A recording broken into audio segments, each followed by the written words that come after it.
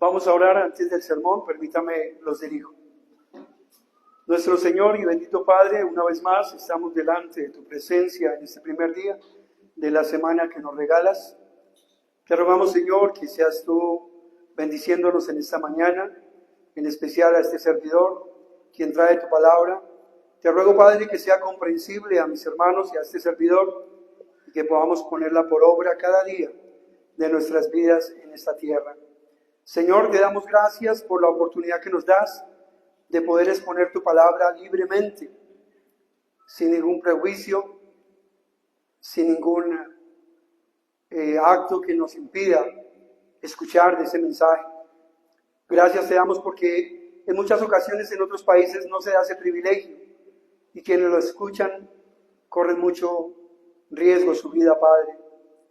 Padre, te rogamos que bendigas este mensaje y que comenzando por este servidor lo tengamos presente para no obrar conforme a lo que nosotros pensemos o creamos, sino conforme a tu palabra, a tu verdad. En ti oramos, Señor, suplicando estas cosas y agradeciéndolas por medio de tu Hijo Jesucristo. Amén. Bueno, he querido traer este mensaje en esta mañana donde se habla del juicio de las naciones. Cuando preparaba este sermón, hace mucho tiempo pensaba, ¿cómo será el estar allí delante de nuestro Dios? ¿Cómo va a ser ese día? ¿Cómo va a ser de hermoso, pero a su vez terrible?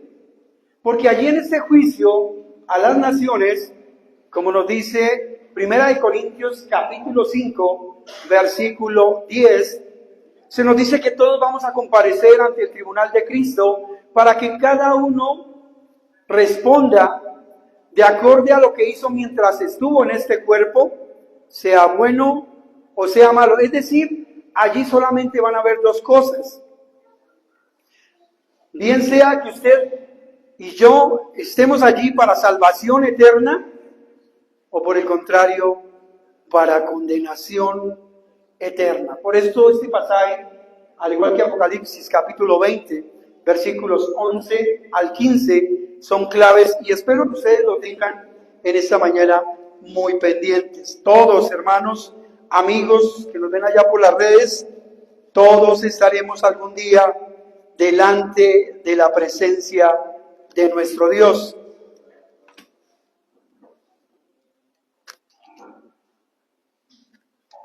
Ahora, siguiente diapositiva, hermano Waldo, gracias. ¿Qué nos espera después de la muerte? Si ustedes miran la diapositiva, hay gente que dice que ha estado allá y ha vuelto acá, y generalmente se atribuye a cuando alguien sale de una operación bastante riesgosa. De hecho, toda operación tiene su riesgo, ¿verdad? Bueno, hay algunos que dicen que cruzaron ese túnel, pero que todavía no les tocaba. Y por ende, lo regresan, le dan otra oportunidad. Pero quiero que con esta diapositiva usted se imagine algo bien interesante, como nos dice Hebreos capítulo 9, versículo 27, donde nos dice textualmente que está establecido para los hombres que mueran una sola vez y después de esto, el juicio. Entonces, imagínese usted su último día en esta tierra. Para algunos debe ser algo terrorífico, ¿no? ¿Cómo será mi último día en este mundo? ¿De qué manera voy a morir? Para otros va a ser glorioso, como en el caso del apóstol Pablo. ¿Recuerdan? Cuando él decía, no sé si me es mejor estar allá con el Señor o quedarme acá para ser de bendición para todos ustedes. Él tenía una disyuntiva bastante grande. Y de hecho, cuando uno mira en esa perspectiva, cuando usted va a pasar ese túnel, cuando usted va a pasar el umbral a la otra vida, ¿cómo va a ser? ¿Qué va a pasar en ese momento? Si ustedes recuerdan, en Lucas capítulo 15, versículos 15 en adelante, nos habla de un relato de dos hombres, el rico y Lázaro, que de hecho ya lo conocemos. Pero él dice que cuando está en la otra vida, el uno que era aquí atormentado por su vida tan miserable que llevaba, con llagas, su vida tan miserable que hasta los perros venían y le lamían sus llagas. Yo me imagino ese estado de indefección de esa persona, donde ni siquiera podía o tenía fuerzas de retirar a los animales, en este caso los perros, que venían a lamerle sus llagas. Era un estado miserable. Pero que cuando muere ese hombre, dice que él es llevado al seno de Abraham. Y en ese lugar, el que antes era atormentado aquí, hoy en día viene a hacer lo contrario. Y con el rico pasa idénticamente. Aquí se daba la gran vida, aquí ostentaba de sus lujos, aquí ostentaba de la comida tan opulenta que daba todos los días, y que Lázaro venía a la mesa esperando que de la mesa cayera algo para intentar saciar esa hambre. Pero si ustedes miran esta analogía de este rico y Lázaro allá en Lucas, yo pienso que este rico podía hacer la diferencia. Que no quiso fue distinto, ¿verdad? Traigámoslo a colación a nuestros días. Está establecido que los hombres mueran una sola vez y después de esto el juicio. Hebreos capítulo 9, versículo 27. Hermanos, algo que es innegable.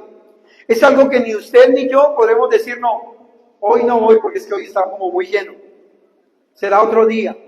Es la única cita que ustedes y yo no vamos a poder decir hoy no. Será para otro día. Porque es algo ineludible. Fíjense que el pasaje nos dice muy concretamente y de la manera que está establecido para los hombres que mueran una sola vez y después de esto el juicio, así también Cristo fue ofrecido una sola vez para llevar los pecados de muchos y aparecerá por segunda vez sin relación con el pecado para salvar a los que le esperan. Iglesia, ustedes y yo estamos esperando la venida del Señor Jesucristo. Que así sea, mis hermanos. Y por ende es tan importante la preparación que hacemos a nivel espiritual cada día. Lo que decía mi hermano Iván con la reflexión de la cena. ¿Qué tanto estamos haciendo para poder anhelar el estar aquí? Pero no solamente el estar aquí, sino para que nosotros, en nuestra mente, se obre un verdadero cambio por medio de la Escritura. ¿Realmente le creemos a la palabra cuando nos dice que es viva y eficaz y más cortante que espada de dos filos, que penetra hasta los tuétanos y discierne los pensamientos? ¿O simplemente la tomamos como una lectura normal?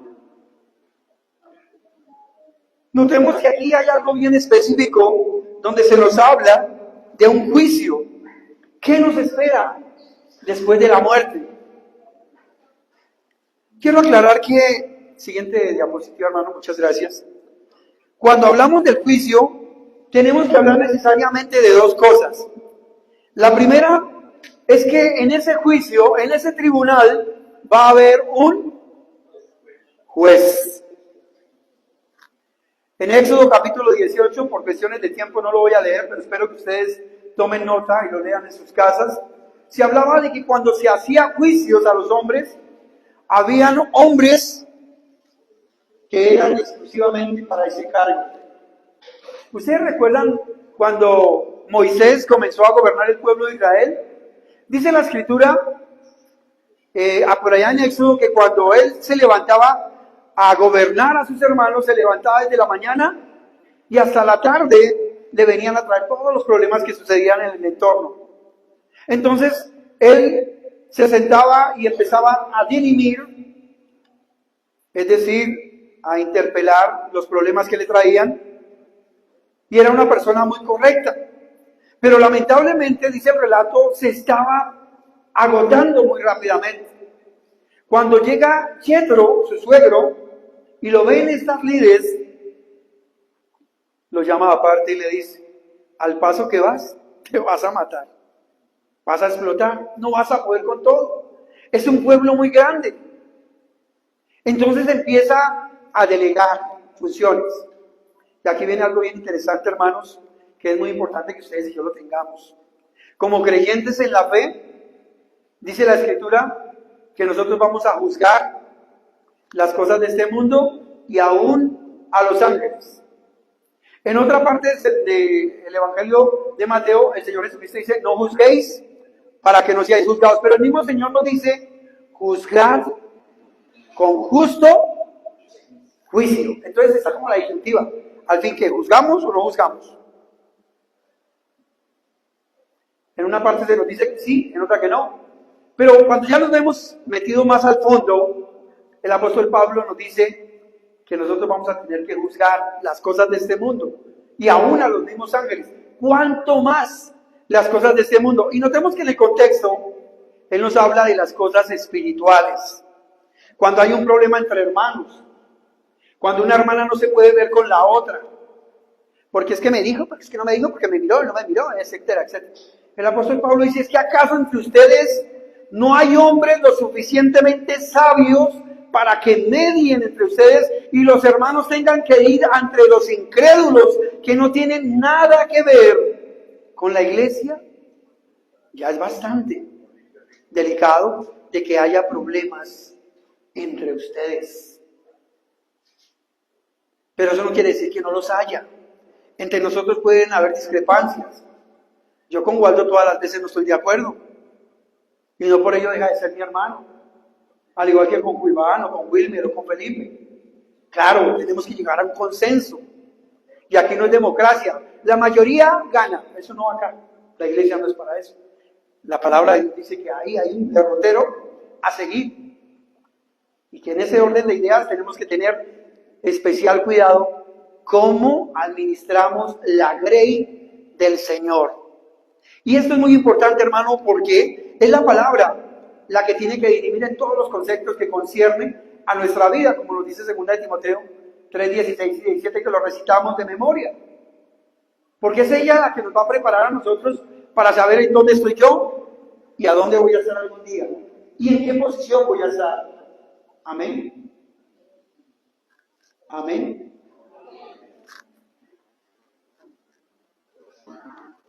Entonces se decía que la palabra hebrea para juez es sopet. ¿Qué significa sopet? Bueno, referido originalmente a aquel que pronunciaba un oráculo. Para quienes no entienden qué es este término, esto es uno que habla de parte de Dios.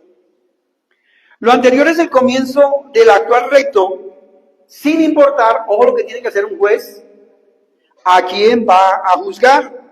Es decir, él va a tratar de impartir justicia sin inclinarse para un lado o para el otro. Tiene que ser totalmente imparcial. Y esto es lo que va a hacer el Señor Jesucristo. Quiero leerle un pasaje en Gálatas, capítulo 6.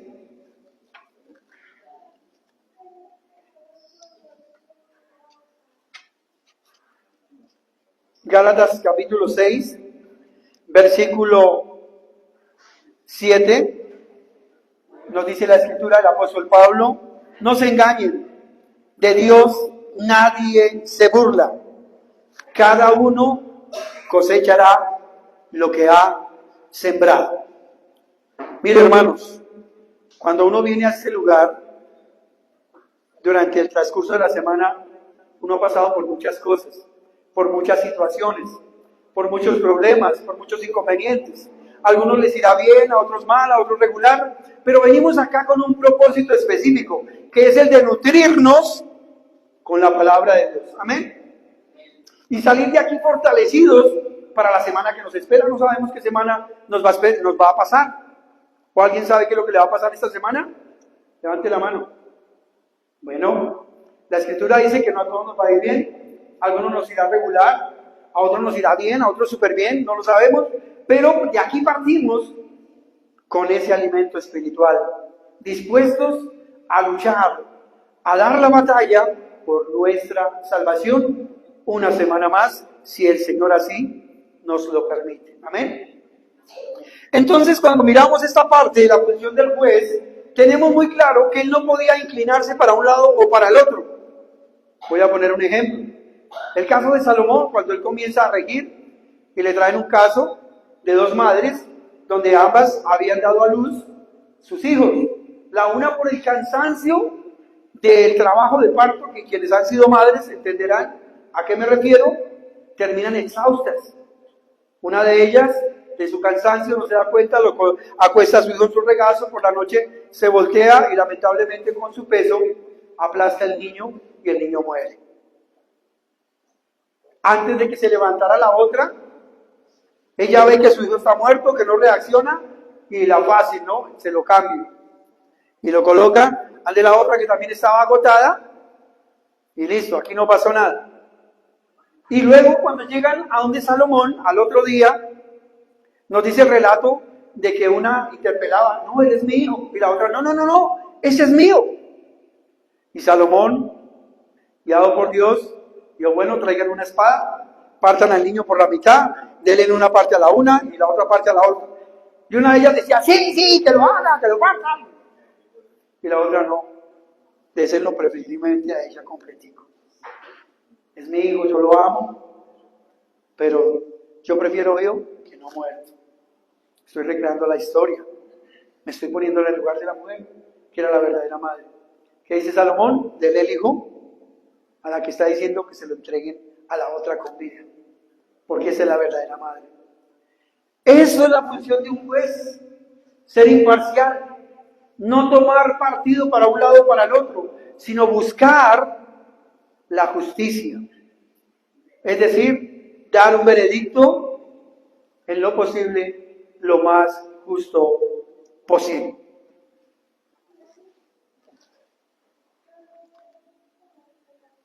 Siguiente diapositiva, hermano Ubaldo, por favor. ¿Qué se espera en un juicio? Ya lo hemos visto. Bueno, dice acá, después vi un gran trono y al que estaba sentado en los cielos y la tierra desaparecieron. Apocalipsis capítulo 20, versículos 11. Alguna vez estudiamos con el hermano Ubaldo Apocalipsis, así que no voy a entrar mucho en materia, pero quiero que analicen esta parte. Imagínense al Señor Jesucristo, que es el que nos va a juzgar, porque esa es la función del Señor Jesucristo, 2 Corintios 5:10. Todos vamos a comparecer ante el tribunal de Cristo. Allí estarán los grandes, los pequeños, los que tengan mucha plata, los que no, aquí en la tierra, los intelectuales, los duros, como diríamos acá, y los que tal vez no hayamos sido la mayor cosa en este mundo. Pero allí vamos a estar todos. Nadie se va a salvar de ese único juicio que Dios va a obrar a través de su Hijo Jesucristo a nivel universal. ¿Por qué? Porque la tierra y los cielos que conocemos van a desaparecer, segunda de Pedro capítulo 3, versículos 8 al 10. Entonces, analicemos cómo va a ser ese juicio. ¿Será que el Señor Jesucristo va a ser injusto con ustedes o conmigo? ¿Verdad que no? ¿Quién, sino el Señor que nos conoce en lo más recóndito de nuestro ser, en lo más secreto de nuestras habitaciones, para decir, a usted le compete esto y a usted esto? Claro, hay algunas cosas que tenemos que tener muy pendientes en cómo va a ser ese juicio. Y fíjense que cuando hablamos de ese juicio, hablamos de que no va a haber ningún tipo de prejuicio de parte del Señor hacia usted o hacia mí. Le doy un ejemplo. No, es que Gilberto hace 20 años era una cosa terrible. Y eso todavía ahí se lo tengo. ¿Será que Dios tiene en cuenta nuestros pecados cuando nos arrepentimos? ¿Qué nos dice Miqueas capítulo 7, verso 19? Alguien que lo busque rápidamente, que no sea yo el que lo diga, que sea la escritura. Miqueas capítulo 7, verso 19. Por favor, me le acercan un micrófono allá a la hermana que quiere leerlo, si es tan amable. Miqueas capítulo 7, verso 19, hermano Iván. Volverás a tener compasión de nosotros, aplastarás nuestros pecados bajo tus pies y los arrojarás a las profundidades del océano. Nos mostrarás tu fidelidad y tu amor inagotable, como lo prometiste hace mucho tiempo a nuestros antepasados Abraham y Jacob. ¿Qué va a hacer con nuestros pecados cuando ustedes y yo nos arrepentimos genuinamente? ¿Qué va a hacer con nuestros pecados? Los va a coger y los va a arrojar al fondo del mar y nunca más se acordará de ellos. ¿Qué hacemos nosotros los humanos? Los que muchas veces nos creemos mejores que Dios. A la hermana le restregamos el pecado cada ratito. Ah, es que usted hace 5 años, usted me la hizo. Acuérdese, iba subiendo y usted iba bajando. ¿Será eso lo que Dios va a hacer con nosotros? ¿Se imaginan si Dios tuviera todo ese repertorio de pecados ahí y empezara a sacar uno por uno? Y nosotros diríamos, pero Señor, yo cuando me arrepentí, dice tu palabra, que esos pecados ya me fueron perdonados. Por eso se requiere que el juez sea imparcial, sea justo, que no vaya con prejuicios, que no se deje sobornar y sobre todo que imparta justicia. Y noten ustedes que la justicia de Dios no es una justicia como la del hombre. No es una justicia donde Él a usted le tiene ahí un chorrero de cosas que Dios ya le perdonó. No. Desde el momento en que usted y yo salimos de ese bauticerio, el Señor empieza a tomarle en cuenta a ustedes y a mí nuestros pecados. El hombre no. El hombre a usted le tiene ahí toda una serie de pecados y cada ratico se los saca y se los restriega en la cara. Pero Dios no es así, porque Dios es un Dios justo. ¿Quién mejor que Él para que nos juzgue ese día? ¿Verdad? Gracias a Dios, porque vamos a ser juzgados por Él y no por ninguno de nosotros, porque nosotros seríamos implacables. Es que el otro día yo llegué y usted ni siquiera me saludó. Al infierno. Terrible, ¿verdad? Suena chistoso, pero ¿se imaginan ustedes una eternidad, de eternidad, de eternidad, de eternidad, de eternidad sin Dios? A mí, cuando preparaba este sermón me daba terror. Y yo no quiero estar allí sin mi Dios. Ni mucho menos quiero ver a ninguno de ustedes y de mi familia en una eternidad sin Dios. Porque eso va a ser terrible, hermanos. Por lo menos yo lo veo por la palabra. Siguiente diapositiva, hermano, por favor.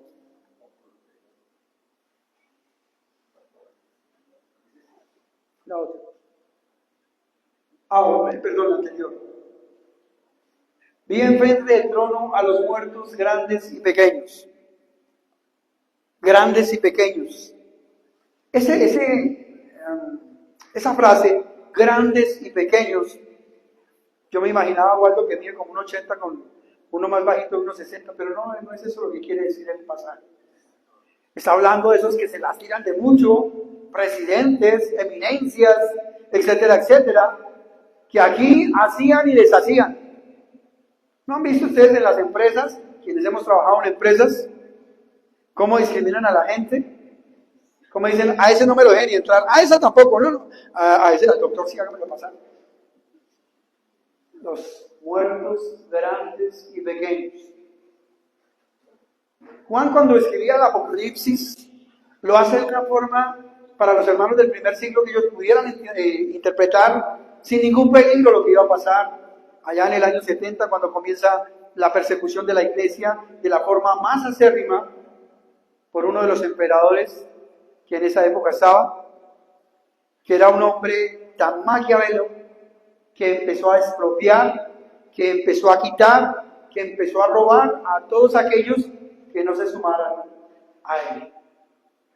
Estoy hablando de uno de los emperadores más terribles, claro que los hubieron varios, inclusive Calígula, pero que cuando comienzan a perseguir a la iglesia, obviamente que Juan tenía que enviar ese mensaje de esperanza a los hermanos que llegaron al punto hasta de vivir bajo tierra, de esperanza y de amor ese mensaje.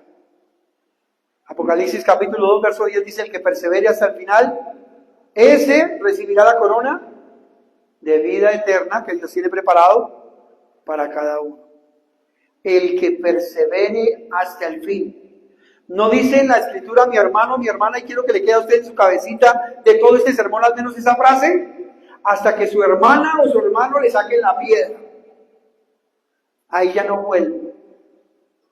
No dice así. El que persevere hasta el fin, ese o esa serán salvos. No permita, mi hermano, mi hermana, que por un berrinche se pierda su salvación. Pero tampoco permita el pecado en su vida a tal punto de que lo llegue a cauterizar y siga como si nada. Y usted aquí no cambie, porque aquí venimos a eso, hermanos. De aquí salimos con esa vitamina, con esa carne, como la llamo yo espiritualmente, a través de la palabra de Dios, con nuevos bríos, con nuevas fuerzas, para enfrentar lo que nos espera, con el amor y por supuesto con nuestro Señor en nuestras vidas. Amén. Por eso no descuide su salvación, mi hermano, mi hermana, porque usted algún día, al igual que yo, le guste o no, vamos a dejar este cuerpo. Este cuerpo va a quedar 3 metros bajo tierra, al que mejor le vaya, al que peor 3.000 grados de calor, métanle candela ya que se deshaga. Y al otro día, a los 5 días, no sé, a los cuántos días que entregan las cenizas, ahí media libra de ceniza, ahí quedó lo que éramos, aquí nos las dábamos de mucho, mis títulos, es que yo tengo, usted no tiene, eso no es decir del Señor, hermanos. Todos estaremos allí, delante de ese trono, grandes y pequeños, dando cuentas por lo que hicimos mientras estuvimos en esta vida. La palabra de Dios nos dice en 1 Corintios capítulo 2, verso 15, que el espiritual juzga todas las cosas. Ojo con ese término, juzgar. Si ustedes analizan el contexto, las cosas a las cuales nosotros vamos a juzgar son las cosas habituales en esta vida. Usted y yo estamos tomando decisiones cada día, mi hermano, mi hermana. Usted está diciendo, bueno, esto sí es bueno, esto agrada a Dios, esto es lo que voy a hacer. Esto no le agrada a Dios, por lo tanto lo voy a dejar definitivamente. Pero usted ahí está tomando una decisión. Usted está haciendo ahí como un juez. Está siendo juez en su propia vida. Siguiente diapositiva, hermano, por favor. El libro de la vida está abierto junto con otros libros. Apocalipsis capítulo 20, verso 12. Y los que no se hallaron escritos en ese libro, dice la escritura, que fueron arrojados, ¿a dónde? Al lago de fuego. Esta es la segunda muerte. Hermanos, ¿se imaginan ustedes, aparte de ser condenados eternamente, alejados de la presencia de Dios y no contentos con eso, en un lago de fuego? Eternidad, eternidad, eternidad. Eso es terrible, hermanos. Si eso usted no lo mueve a hacer como Dios manda su vida en este mundo, yo no sé qué lo va a mover. Yo no sé sinceramente qué le va a hacer cambiar a usted su manera de pensar y su manera de actuar.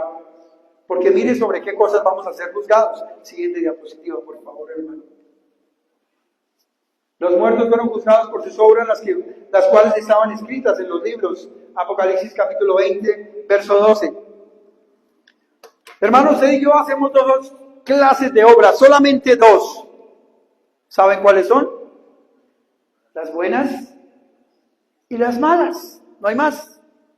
Y sobre eso, no lo digo yo, lo dice la Escritura, nuestras vidas van a ser puestas en balanza, van a ser juzgadas. Entonces mire que el asunto acá no es venir, como decía nuestro hermano Iván anteriormente, y estar aquí bostezando, y estar aquí esperezándose, y a qué horas va a acabar este hermano, y es que me espera la celebración del Día de la Mujer, y después el almuercito con gallina, o con pescado, o con pollo, y no, hermanos. Aquí venimos por algo mucho más que trasciende esta vida a una eternidad. a una eternidad, hermanos. Si usted no había pensado en eso, es bueno que empecemos a pensarlo. Algún día nuestra vida se va a acabar. Y su casa, su carro, su computador, su celular, su iPad y todas esas cosas por las cuales muchas veces tenemos así como un velo, todo eso se va a quedar aquí. Pero no se preocupe, no se va a quedar con ninguno. Eso va a ser destruido con el uso o con el tiempo o cuando venga el Señor Jesucristo. Todos los elementos ardiendo serán deshechos, dice 2 de Pedro 3:8 al 10.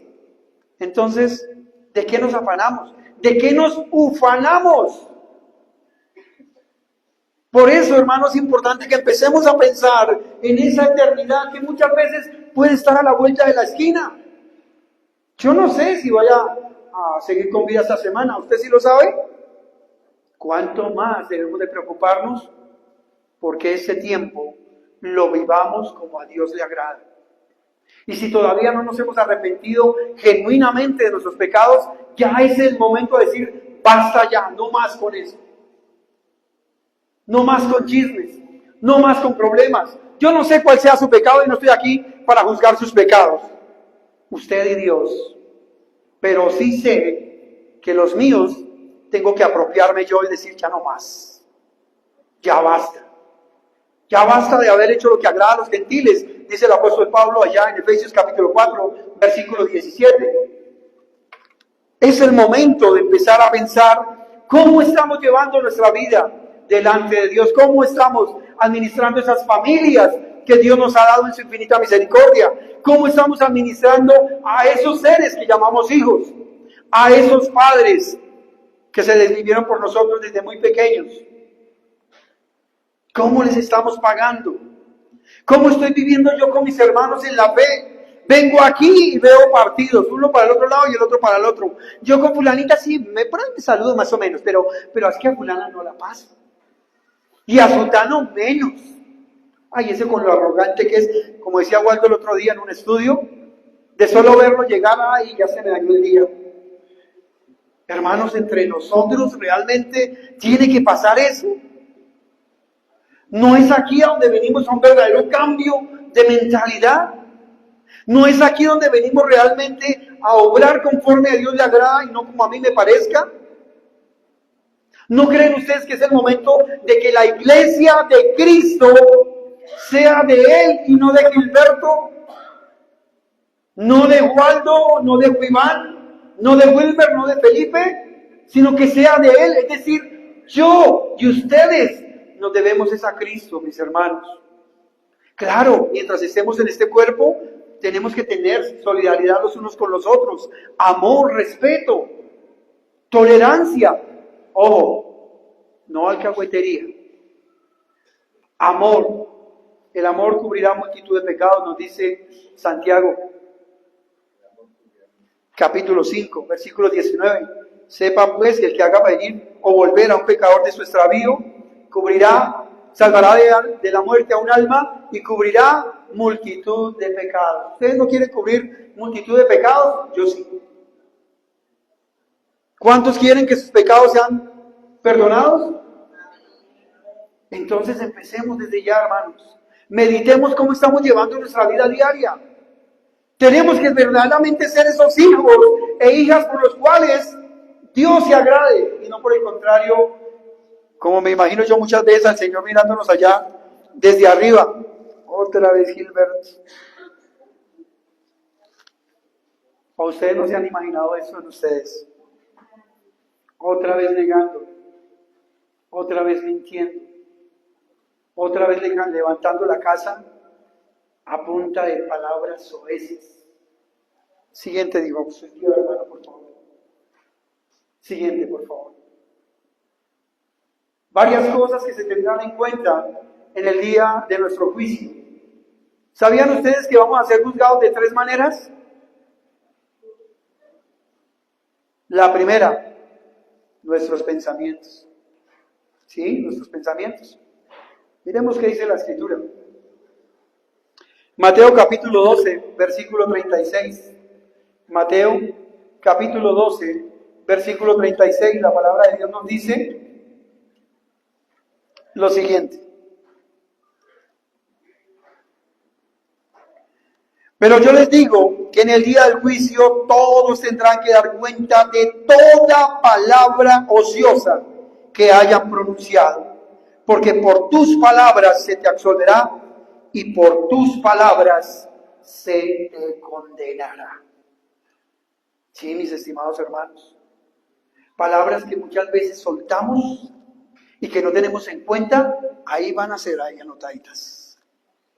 Tal día, tal fecha, a tal hora, dijo esto, dijo aquello, dijo lo otro, dijo tales improperios, dijo chismes, mentiras, etcétera, etcétera. Por nuestras palabras podremos ser absueltos o por el contrario, seremos condenados. La siguiente, 2 Corintios capítulo 5, verso 10, ya lo hemos leído, por nuestras obras. Es decir, lo que hicimos, bueno o malo, pero aquí se le anexa otra cosita. Lo que dejamos de hacer. El que sabe hacer lo bueno y no lo hace, también le es pecado. ¿Cuántas veces vemos en la calle tantas injusticias? Yo no me meto, eso no es conmigo.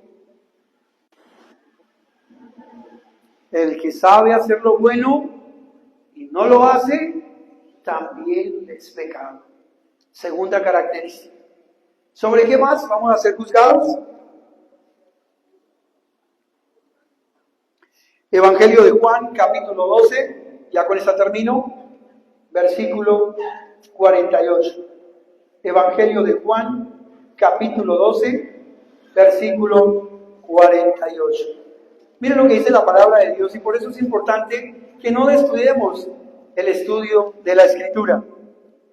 Si alguno escucha mis palabras, versículo 47 al 48, pero no las obedece, no seré yo quien lo juzgue, pues no vine a juzgar al mundo, sino a salvarlo. El que me rechaza, verso 48, y no acepta mis palabras, tiene quien lo juzgue. La palabra que yo he proclamado lo condenará en el día final. Mire, mi hermano, mi hermana, amigo y amiga que nos ve allá en las redes, este libro que muchas veces dejamos de lado o que lo cogemos para guardar los recibos del agua, de la luz, del teléfono, a usted no le va a servir de nada si lo tenemos allá, pero nos va a servir de mucho si lo meditamos y miramos realmente si estamos o no viviendo la vida que Dios espera que nosotros vivamos, como lo dice en su manual de vida. Amén. Quiero terminar con una palabra de oración.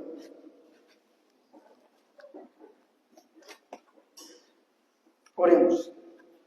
Si quieren ponerse de pie, no hay problema. Amado Padre Celestial, gracias te damos, Señor, por tu palabra. Gracias te damos, Señor, porque es ella la que nos contrita, la que nos hace ver cómo realmente estamos cambiando y si estamos cambiando o no. Señor, queremos pedirte en esta tarde que en tu misericordia todavía no nos lleves a tu presencia. Padre, entendemos por tu palabra que nos faltan muchas cosas por cambiar en nuestra manera de pensar, en nuestra manera de hablar y aún en nuestra manera de actuar con nuestros semejantes. Y por ello te queremos pedir perdón. Perdón, Padre, porque hasta el día de hoy no hemos comprendido realmente lo que tú quieres hacer en cada una de nuestras vidas, que es un verdadero cambio, que es un verdadero ser humano que vaya conforme a tu palabra, no a criterios meramente humanos. Señor, ten misericordia de nosotros y permítenos que este mensaje que hoy has traído por medio de tu palabra quede en cada uno de nuestros corazones y nos propongamos realmente empezar a cambiar en nuestra manera de pensar, empezar a cuidarnos en lo que hablamos y empezar también, Padre, a obrar conforme a tu divina voluntad y no a la nuestra. Te agradecemos estas cosas, Padre, y te las rogamos por medio de tu Hijo Jesucristo. Amén. Que el Señor les bendiga.